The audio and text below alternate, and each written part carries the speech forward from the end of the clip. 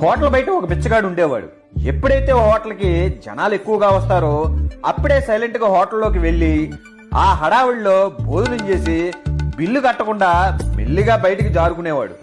ఒకరోజు అలాగే భోజనం చేసి బిల్లు కట్టకుండా వెళ్లిపోతుంటే ఒక వ్యక్తి చూసి కౌంటర్ దగ్గరికి వెళ్లి ఆ హోటల్ యజమానికి, చూడండి వాడు భోజనం చేసి బిల్లు కట్టకుండా జారుకుంటున్నాడు. అది విన్న యజమాని చిరునవ్వు నవ్వుతాడు. ఆ వ్యక్తి, ఏంటి వాడిని అలా వదిలేశారు అని అడుగుతాడు. యజమాని, మీరే కాదు సార్, చాలా రోజుల నుంచి చాలా మంది మీలాగే అతన్ని చూసి నాకు చెప్పారు. మా హోటల్ ముందు కూర్చుంటాడు. ఎప్పుడైతే జనాలు ఎక్కువగా ఉంటారో అప్పుడు వచ్చి భోజనం చేసి బిల్లు కట్టకుండా జారుకుంటాడు.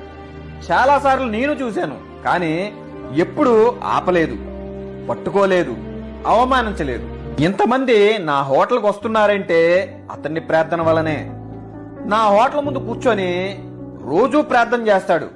ఎక్కువ జనాలు ఉండేటట్టు చూడు దేవుడా, ఆ హడావుల్లో నేను నా ఆకలి తెచ్చుకొని వచ్చేస్తాను అని. అతను లోపలికి ఎప్పుడొచ్చినా నా వ్యాపారం చాలా బాగుంటుందని అంటాడు ఆ యజమాని. ఈ కథలో నీతి ఏంటంటే, ఏ రూపంలో మనకి మంచి జరుగుద్దో మనం చెప్పలేం. అందుకే ఒకరికి మంచి చేయకపోయినా పర్వాలేదు, చెడు మాత్రం అస్సలు చేయకూడదు. అది తెలుసుకోగలిగితే Download ShareChat.